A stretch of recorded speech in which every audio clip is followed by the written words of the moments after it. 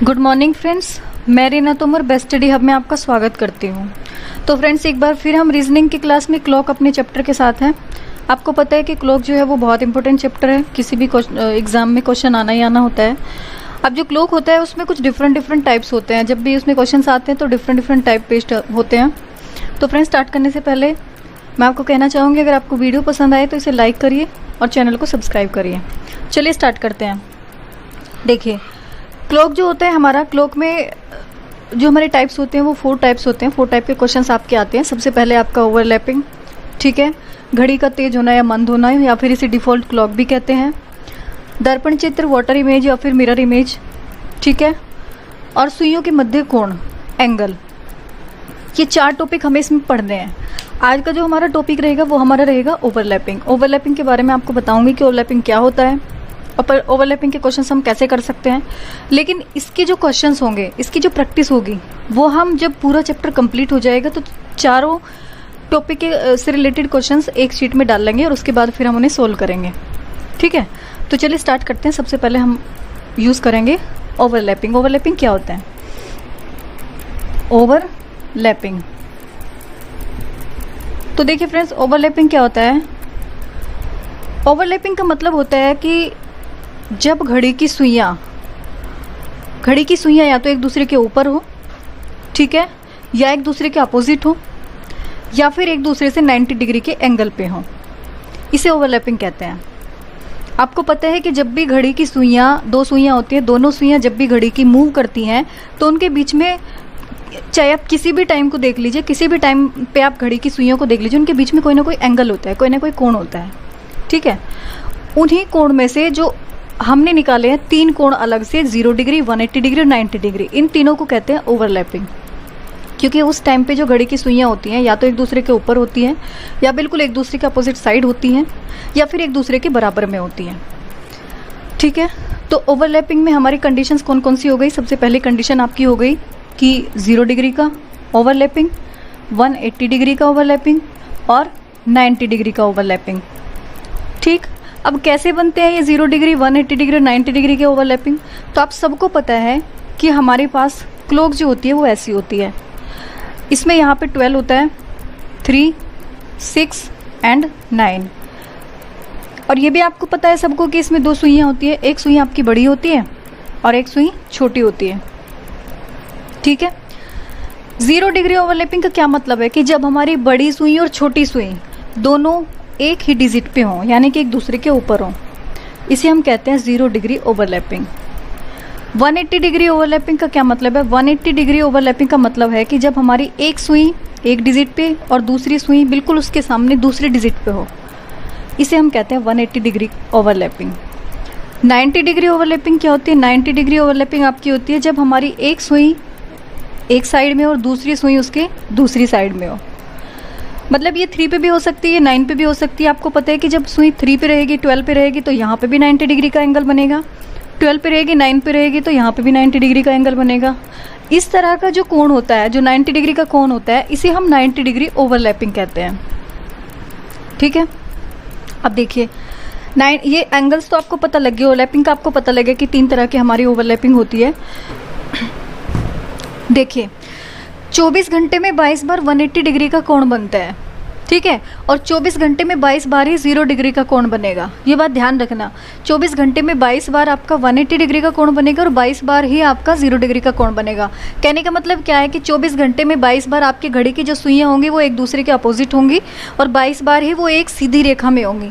तो ये क्वेश्चन कई बार पूछ लिया जाता है एग्जाम में, थ्योरेटिकल क्वेश्चन में कई बार पूछ लिया जाता है कि 24 घंटे में घड़ी की सुइयों के बीच 180 डिग्री का कोण कितनी बार बनेगा, 0 डिग्री का कोण कितनी बार बनेगा, या दोनों का कोण कितनी बार बनेगा, या फिर 180 डिग्री, सॉरी, दोनों सुइयाँ एक दूसरे के अपोजिट कब होंगी, कितनी बार होंगी, या दोनों सुइयाँ एक सीधी रेखा में कब होंगी, तो कितनी बार बनेगा, 22 बार बनेगा। कितनी बार सीधी रेखा में होंगी, 22 बार होंगी, और कितनी बार अपोजिट साइड होंगी, 22 बार अपोजिट साइड होंगी।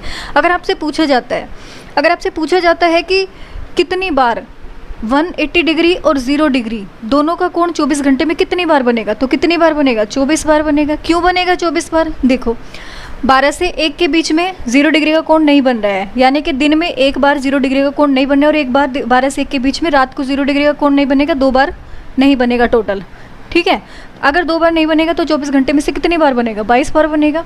ऐसे ही 180 डिग्री का है, 6 से 7 के बीच में नहीं बनेगा, 6 से 7 के बीच में अगर नहीं बनेगा तो कितनी बार बनेगा? 22 बार बनेगा 24 घंटे में।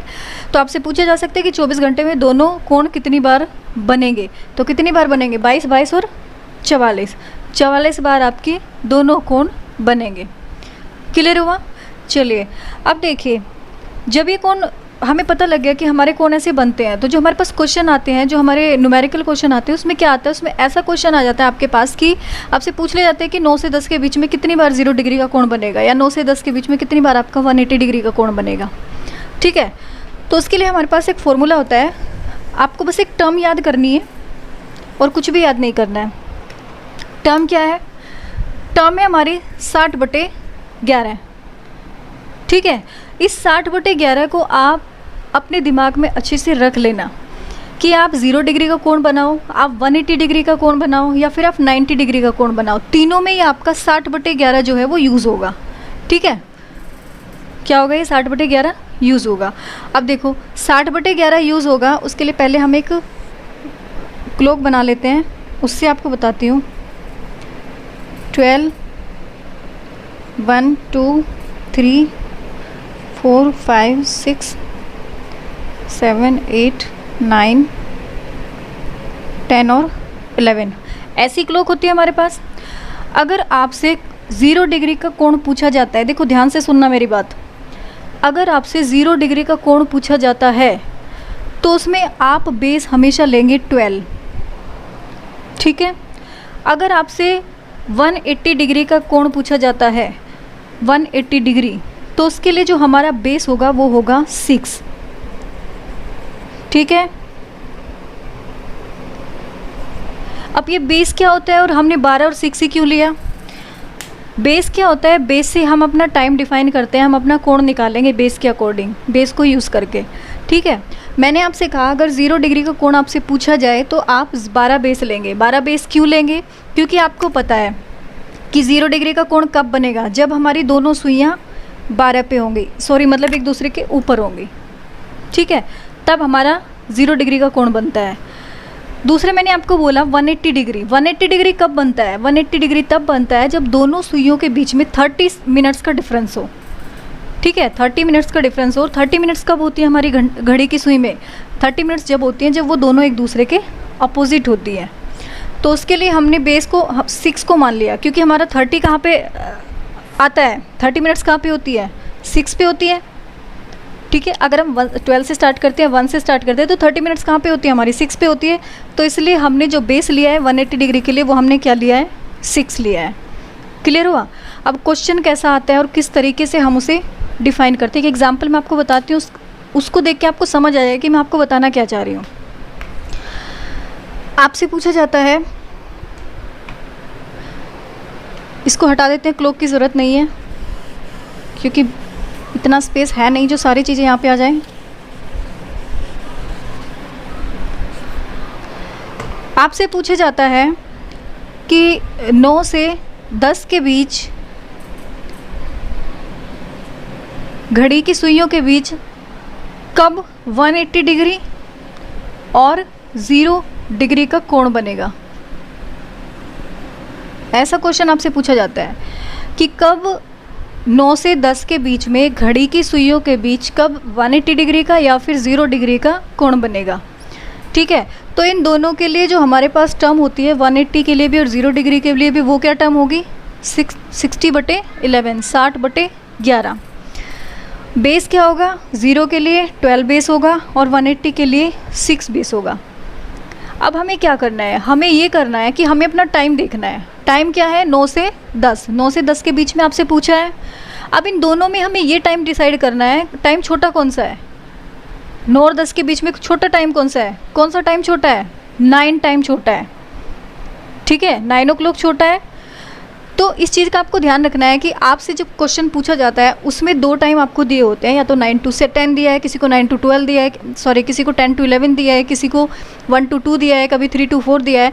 तो एक टाइम उसमें छोटा होता है, एक टाइम उसमें बड़ा होता है, तो आपको हमेशा छोटे वाला टाइम लेना होता है।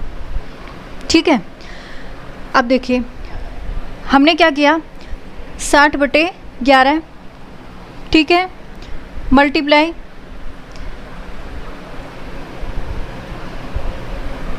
क्या था, पहले हम 0 डिग्री का निकालते हैं, सॉरी 1 मिनट, अलग अलग लिख देती हूँ ना जिससे समझ आ जाएगा। पहले हम किसका निकालते हैं, 0 डिग्री का।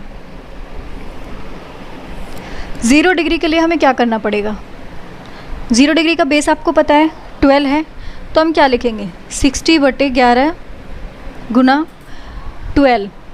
12 का क्या मतलब है, ये हमारे पास एक क्लॉक थी, यहाँ पे 12 था, 3, 6 और 9। इस 12 बेस का क्या काम है, इस 12 बेस का ये काम है कि जो हमारे छोटे वाला टाइम है वहाँ तक हमें काउंटिंग करनी है अपने बेस से लगा के।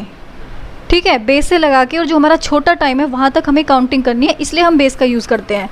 तो 0 डिग्री के लिए बेस क्या था, 12 था, यानी कि हम 12 से काउंटिंग शुरू करेंगे और छोटा टाइम हमारा क्या है, 9 है, हम 9 तक काउंटिंग करेंगे। तो 12 से 1 2 3 4 5 6 7 8 9 कितने आवर्स होते हैं, 9 आवर्स होते हैं। ठीक है, तो 9 को हम यहाँ पे मल्टीप्लाई करते हैं, मतलब जितने आवर्स आपके बनते हैं उतने आवर्स को आप 60/11 से मल्टीप्लाई करेंगे। 60/11 से अगर हम मल्टीप्लाई करते हैं तो कितना कितना आता है, 9 × 54। ठीक है, तो 5 40 11। अब आप इसे सोल्व कर लीजिए, 11 × 44, ठीक है, 9 बचा, 11 × 88, 88 और 88 89 90 2/11, ये हमारा आंसर आ गया। अब आपसे पूछा था कि 9 से 10 के बीच में कब 0 डिग्री का कोण बनता है, 0 डिग्री हम कर रहे हैं, कब 0 डिग्री का कोण बनता है, तो आप क्या लिखेंगे, 9:48 2/11 पे हमारा क्या बनता है, 0 डिग्री का कोण बनता है। क्लियर हुआ। मैंने आपको क्या बताया कि आपको सिर्फ एक टर्म यूज़ करनी है, चाहे आप 0 डिग्री का कोण निकाले हो, 180 का निकाले हो, या फिर आप 90 डिग्री का कोण निकाले हो, आपको टर्म क्या यूज़ करनी है, 60/11 टर्म यूज़ करनी है। ठीक है, 60/11 टर्म को आपको किसके साथ यूज़ करना है, अगर आप 0 डिग्री का निकाल रहे हो तो आपको 12 बेस मानना है, अगर आप 180 डिग्री का निकाल रहे हो तो आपको 6 बेस मानना है। 90 की अभी हम बात नहीं कर रहे हैं, मैंने सिर्फ आपको 0 डिग्री का बताया है। ठीक है, 12 से काउंटिंग करेंगे, दोनों टाइम जो आपको दिए उनमें से छोटे वाले टाइम तक हम काउंटिंग करेंगे, जितने आवर्स बनते हैं उसको हम मल्टीप्लाई कर देंगे 60/11 से, और उसके बाद उसे सोल्व कर लेंगे, लास्ट में हमारा आंसर आ जाएगा। ये तो था आपका 0 डिग्री कोण। अब मैं बात करती हूँ आपसे 180 डिग्री कोण हम कैसे निकालेंगे। ठीक है, 180 डिग्री कोण के लिए यहाँ इसे हटा लेते हैं, इसको हटा लेते हैं, यहीं पे बता रही हूँ आपको मैं, 180 डिग्री। ठीक है, 180 डिग्री कोण के लिए हमें क्या करना है, 60/11 बेस क्या था हमारा, 180 के लिए 60 हमारा बेस क्या था, 6। इसका मतलब हमें 6 से काउंटिंग शुरू करनी है। ठीक है, 6 से काउंटिंग शुरू करनी है, और कहाँ तक काउंटिंग करनी है, जहाँ पे हमारा छोटे वाला टाइम है। 6 से अगर हम काउंटिंग करते हैं तो यहाँ पे क्या आता है, यहाँ पे आपका 7 है और यहाँ पे आपका 8 है, 1 2 3 कितना होता है, कितने आवर्स होते हैं 6 से अगर हम 9 तक जाते हैं, 3 आवर्स होते हैं, तो मल्टीप्लाई 3 कर देंगे। ठीक है, अगर हम 3 मल्टीप्लाई कर देते हैं तो 6 × 18 180 आ जाता है, और बटे में 11, आंसर क्या आएगा, 11 है 11। ठीक है, 11 में से 18 में से 11 जाते हैं तो कितना बचता है, 7 बचता है, 70 हो जाएगा। 11 × 6 सॉरी 11 × 6 = 66। 70 में से अगर 66 जाते हैं तो कितना बचता है बताइए, 4। ठीक है, तो आंसर आपका क्या हो जाएगा, 9:16 4/11। समझ आई चीज़ें। ठीक है, चलिए आगे हम बात करते हैं 90 डिग्री ओवरलैपिंग। एक बार इसे इरेज कर लेते हैं पूरा, क्योंकि स्पेस कम रह गया है।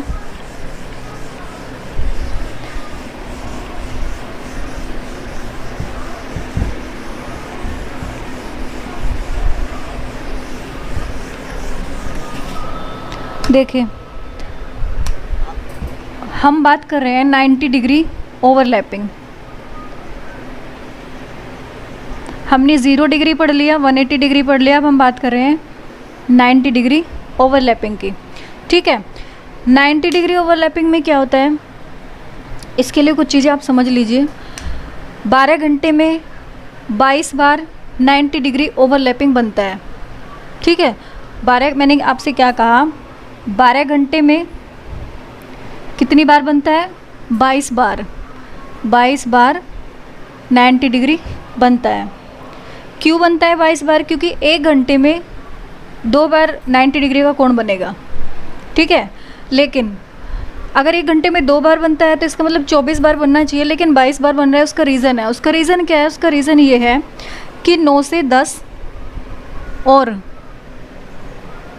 3 से 4 के बीच में 90 डिग्री का कोण नहीं बनेगा। ठीक है, ये टर्म से ही आपको याद रखनी है। 9 से 10 के बीच में और 3 से 4 के बीच में 90 डिग्री का कोण नहीं बनेगा, इसलिए 12 घंटे के बीच में 90 डिग्री का कोण कितनी बार बनेगा, 22 बार बनेगा। अगर 12 घंटे में 22 बार बन रहा है तो 24 घंटे में ऑब्वियसली बात है कितनी बार बनेगा, 44 बार। ठीक है, 24 घंटे में कितनी बार बनेगा, 44 बार। ये चीज़ आपको ध्यान रखनी है। अब हम आ जाते हैं, जब हम इसे कैलकुलेट करते हैं, सपोज आपसे कोई क्वेश्चन, जैसे अभी हमने 0 डिग्री और 180 डिग्री को कैलकुलेट करना सीखा, ऐसे ही 90 डिग्री के से रिलेटेड भी क्वेश्चन आ सकता है आपके पास। आपसे पूछा जा सकता है कि 5 से 6 के बीच में 90 डिग्री का कोण कब बनेगा, या फिर 7 से 8 के बीच में 90 डिग्री का कोण कब बनेगा। तो उसके लिए हम क्या करते हैं, जैसे हमारे पास 0 डिग्री के लिए और 180 डिग्री के लिए एक बेस था, सिर्फ एक बेस था। 0 के लिए 12 बेस था और आपका 180 डिग्री के लिए 6 बेस था। लेकिन यहाँ पे अगर हम 90 डिग्री की बात करते हैं तो यहाँ पे आपके पास 2 बेस होते हैं। ठीक है, 2 बेस होते हैं। कौन कौन से बेस होते हैं, 9 एंड 3। 2 डिजिट आपके पास बेस होती है। जैसे हमारी एक क्लॉक है 12, 3, 6 एंड 9। जो हमारा 90 डिग्री का जो कोण बनता है वो कैसे बनता है, जैसे यहाँ पे हमारी बड़ी सुई है और यहाँ पे हमारी छोटी सुई है। ठीक है, ऐसे ही तो बनता है। यहाँ पे छोटी है, ये 90 बन सकता है, या फिर ये बड़ी सुई जो है आपकी, ये यहाँ आ जाए तब बन जाएगा, या आपकी ये छोटे वाली सुई जो है इधर आ जाए तब बन जाएगा। ऐसे बनता है। तो इसके लिए जो बेस लिए हुए हैं वो इस 3 को बेस बनाया हुआ है और इस 9 को बेस बना रखा है। समझ आई चीज़ें। मैंने आपको क्या बोला कि जब हम 90 डिग्री का कोण निकालते हैं तो उसके लिए हम कितने बेस का यूज़ करते हैं, 3 एंड 9 बेस का यूज़ करते हैं। अब देखिए, फॉर एग्ज़ाम्पल आपसे पूछा जाता है कि 5 से 6 के बीच 90 डिग्री का कोण कब बनेगा।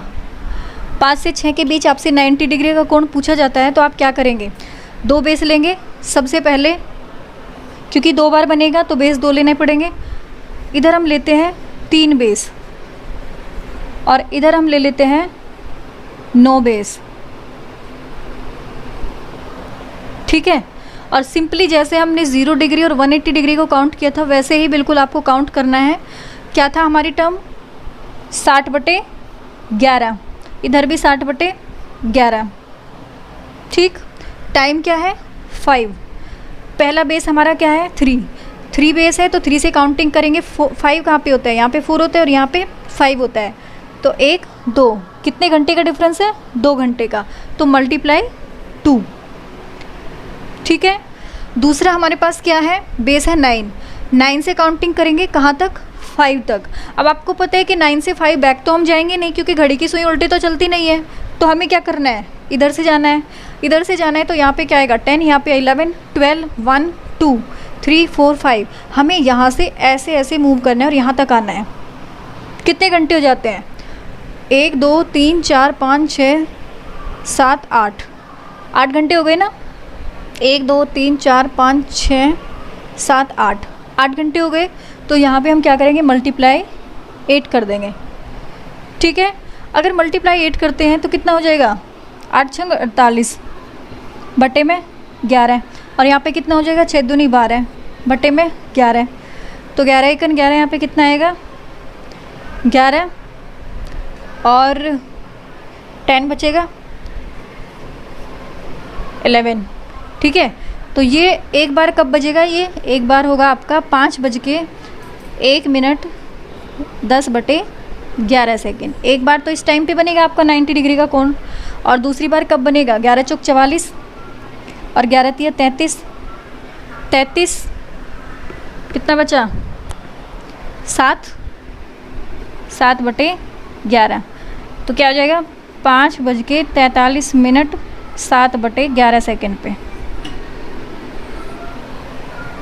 समझ आया आपको? मैंने आपको क्या बोला कि एक बार जो आपका टाइम बजेगा 90 डिग्री का कोण बनेगा, वो बनेगा आपका 5:01 पे और 10/11 पे। दूसरा बनेगा आपका 5:43 पे 7/11 पे।